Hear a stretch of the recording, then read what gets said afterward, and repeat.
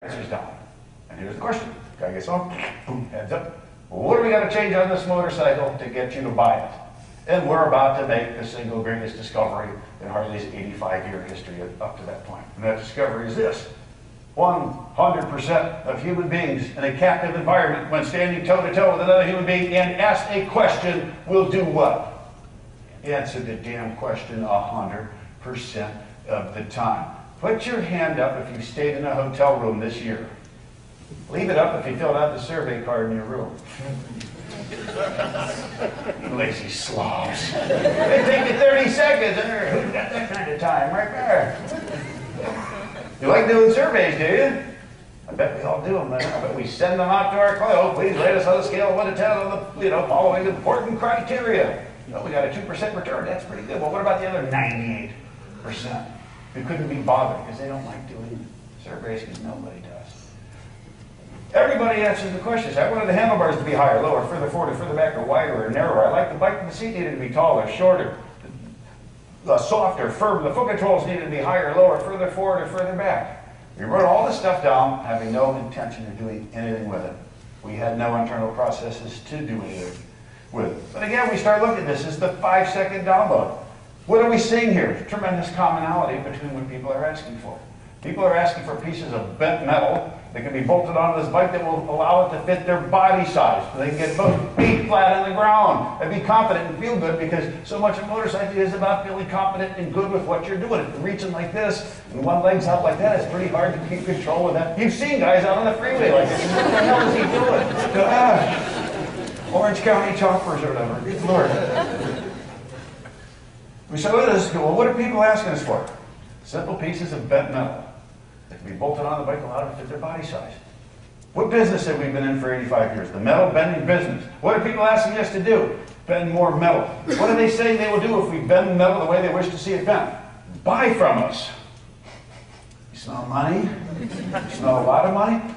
Ask the customer what the customer would like to see you do. Turn around and do it.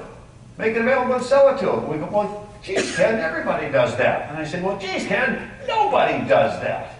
Everybody talks about it.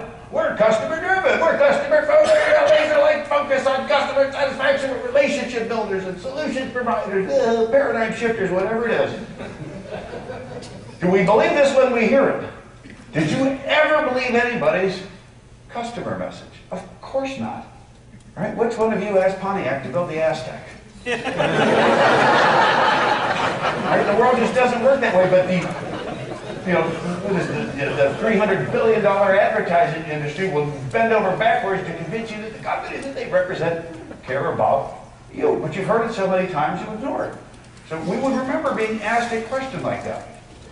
We would very much remember being asked a question like that. If you pick up a Harley parts and accessories catalog today, what I like to call the sex behind the business. The motorcycle itself is cool, but the sexy stuff comes with the parts and accessories at tremendous margin. Tremendous margins. As a parts and accessories, and the stuff that's in that catalog, 8,600 parts now that nobody needs.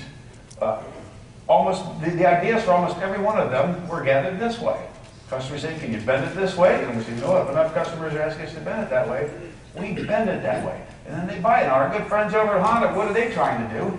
Convince you to buy a motorcycle for $99.99, $99, and $99.99. And once you get, they don't care what happens to you after that point. Because they know they've built a disposable product. 10 years from now, it's going to be sitting in a junkyard somewhere. They're fine with that. We're not, because we know that motorcycle is going to change hands over and over and over again. And every time it changes hands, it's an opportunity for us to engage that customer, sell them more parts, more accessories, and make that bike fit their body size and their riding style. It drives revenue when we ask people live and in the flesh what they would like to see us do different. The guy in the blue shirt there, his name is Jim McCaslin, swell guy up at Harley. He's retiring at the end of June. Bon voyage. You don't believe what I'm about to tell you, go Google him or Bing him or whatever it is that gets you excited. You won't see him anywhere, but he doesn't have a big stack of note cards protruding very prominently out of his upper left hand. I mean, very prominent. You cannot miss it. Jim runs product development. This is a ride of military vets coming across America. You can probably see some of their flags there. So they're working their way across the country. Every time their kickstands are down, they're having a meal stop, gas stop, hotel stop, press stop, whatever it is. The kickstands are down. Jim is walking up to customers and protecting people that are participating in the ride and engaging them in conversations about the single most important human being in the universe. Without waiting to be asked, he just approaches people. The guy with the black leather jacket has a patch on his elbow that says Vance and Leathers. Vance and Leathers, for you non-motorcycle people out there, typically means BMW owner. Doesn't make him a bad guy. Mr. Been confused. So Jim walks up to Mr. BMW owner, asks him a question. Hey man, what I got to do to get you off that BMW onto one of ours? Or what can we do to make this ride better? What message can I take back to my people? The question that's asked isn't important. Because what do we know with 100% certainty is about to happen? He's going to answer the question. And as he's answering that question, making that suggestion or recommendation, what's about to happen to that big stack of note cards? Is it going to dribble out like this? No, wow, says Jim. What a great idea. Writing it down, even if he's writing it down for the 500th time. Why is he doing this? We're visually dominant. This guy, who 5 seconds ago I didn't know, thought enough about what I, single most important human being in the universe, had to say. He's writing it down. Right? Must be some pretty good shit. For a few short seconds in Mr. BMW's life, he feels good about himself. He's been elevated and given a little sense of his, wow, what a smart guy I am. I like this guy who asked me that question because it allowed me to feel good about himself. But for a few short seconds, he likes the company that he represents more than he did before. Does that mean Mr. BMW is going to show up at a Harley dealership on Saturday and buy a motorcycle? Not likely. At least not yet. They're the hardest people to get into our stores here in the United States. At gunpoint, we can't get them to come in. But fast forward a week, and Mr. BMW's at home doing what all BMW people do at home, like vacuuming and organizing. He walks out to the mailbox. Oh, 11 by 13 envelope, orange and black, PMS, orange, 135. Three Pantone pens. Orange black envelope, tears it open, and what's inside? A catalog full of beautifully, beautifully produced photos of Harley Davidson motorcycles. Saw the dream and the emotion behind this brand with a little handwritten note from Jim. Hey, we'll get you off that Beamer onto one of ours. Until then, see you on the road, ride safe. What are the odds that Mr. BMW is going to show that catalog to his other BMW riding friends? Let's put it up near 100%. They want to see these things, but they don't want to go into the store to get one. So now they're all looking at this. When somebody does something for you that you don't expect, but for a few seconds in your life enables you to feel good about it. Well, somebody made an effort for me. Nobody else does, because guess what? It never happens. You will tell other people, period. What do the people that you serve say about you? You're an agency. You just left their office. What are they saying to other potential clients about what you do? What are they saying about you as a marketing person when you left the office? What does the CEO of the company that you represent say about you? And damn you if he doesn't know your name. That means you're not doing your job. And I used to run into this all the time. I remember an old part of BSA partnership for a few years. And oh, the CEO doesn't know me. Well, whose fault is that? Oh, we don't have any respect for the people that run this company. Oh, boo-hoo. What am I supposed to do? Give yourself visibility. Get in front of the people that are important to you and do something for them that they don't expect you to do so that they will talk about you. Using the language of life instead of the language of business. Chuck as a designer is a really bad way to describe Chuck. That's the language of business. Chuck is one of the coolest guys I know and also happens to be an amazing designer. That's a better way for Chuck to be described. How are you described? Right? That's who you are, and it's a direct reflection of the effort that you make to pull people up out of their sense of invisibility to feel better about themselves for a few seconds. What are you willing to do today, or say today, that's different than what you did or said yesterday, with a guy who can destroy your career tomorrow? Think about it. Social networking, really big. Everywhere I go, oh, we need to be in social networking. I came out of my dry cleaner in Milwaukee in December. A little firm run by 4 people that signed or visit us on Facebook.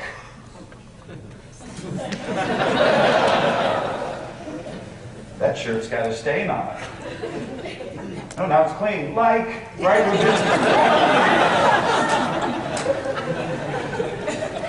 It's crazy. We found back in the mid-1980s, at any time there were large groups of potential motorists, we saw it around our demo trucks, and we bring these trucks in. When people get together and we engage them in conversations about them and what we are doing, they keep wanting to come back.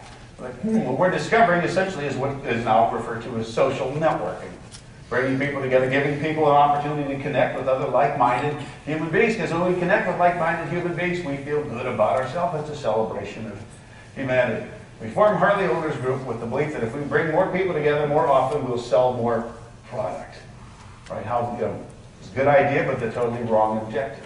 If you drive by any Harley-Davidson dealership on a Saturday when there's a Harley Owners Group event happening, you'll see hundreds, perhaps thousands, maybe even hundreds of thousands of regularly invisible people out having the time of their lives under the umbrella of Harley-Davidson Motor Company. The neurosurgeon is standing next to the pipe fitter, he's standing next to the phlebotomist from the hospital, and they all have something in common. They're not talking about work, they're not talking about their family life, they're talking about themselves. Single favorite topic of discussion is always yourself.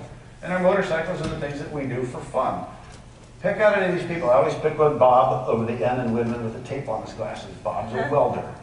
Bob works in a welding booth. If you've ever had the opportunity to see a welding booth, you know that it's not a wonderful working environment. It's hotter than hell. It's dark. Sparks are flying. It's nasty. It's dirty. Bob's boss isn't coming up and putting his arm around Bob and says, gee, Bob, our customers can't stop raving about the quality of your welds. And gee, tell me about your kids and your home life and all the problems that you have in the world, Bob, so that we can help you.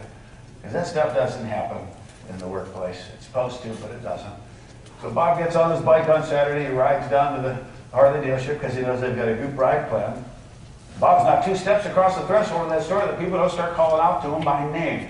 Hey, there's Bob. Yo, Bob. Grab a Krispy Kreme. Make yourself at home. And what's Bob thinking? As you can't help but notice for a few seconds, everyone's looking at Bob. Where's Bob's chin? Bob's chin's out. Damn right. Oh, somebody here. Free donut. Never underestimate the power, by the way, of a free donut. But where's the value in this? Well, let's fast forward to Monday. Bob's at work, where the conversation, what did you do this weekend, comes up like it does at every workplace in the world. Who's got a story to tell? Bob does. But Bob's always going to finish his story with discipleship. I went down to the dealership on Saturday. We did a group ride. We put 250 miles up. We met 2 other hog chapters up in the woods, and we killed a pig and ate it. They had a band up there. We drank some non-alcoholic beer. Danced all night. It was amazing. You got to come do this.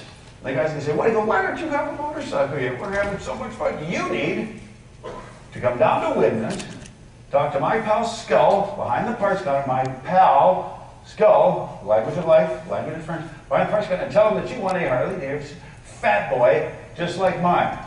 Tell the person to go to a store, the name of a person behind the counter that he believes to be a friend, and an actual product name. The guy's coming. He's going to come. That's where all of our sales at the motor company come from. Friends selling to other people. Because when they feel good about something, and they feel good about this because it allows them to express themselves and feel good, they want to share that with other people. What do the people that you sell to and depend on for your livelihood say about what you're doing? About your approach to business? You can Facebook them to death. You can direct mail them to death. You can advertise them to death. You can promote them to death. Unless or until things become simple and human, we're not creating preference. What are you willing to do today that's different than what you did yesterday for the guy who can destroy your life tomorrow? Who can shut your business down tomorrow? We looked at, this is what I think every business in the world needs to do. Look at what the people you compete against do and say, everything they're doing, we are effective today not going to do. Honda, Yamaha, Kawasaki, Suzuki will build look-alike bikes. They'll price them the same. They'll go left, or at least going to go right. They'll go space age, or they go nostalgic. They go digital, or they go analog. They'll go bright colors, or they go monochromatic. They'll go monochromatic, or they go bright colors. They'll go bright colors, or they go monochromatic with skulls and lightning bolts on the side. Why? It's clearly, noticeably, instantly noticed as different. We are, as a human species, attracted to things that are different. When everything looks the same, when the website that you're creating for that client looks the same as we want to show strategy, we better have shaking hands on the cover, or whatever that is. The type of imagery, the type of words, the type of language that we've seen 1,000,000 times in our lives already is ignored virtually 100% of the time. The brain won't process what the heart isn't already accepting. If I don't like you, I don't prefer you.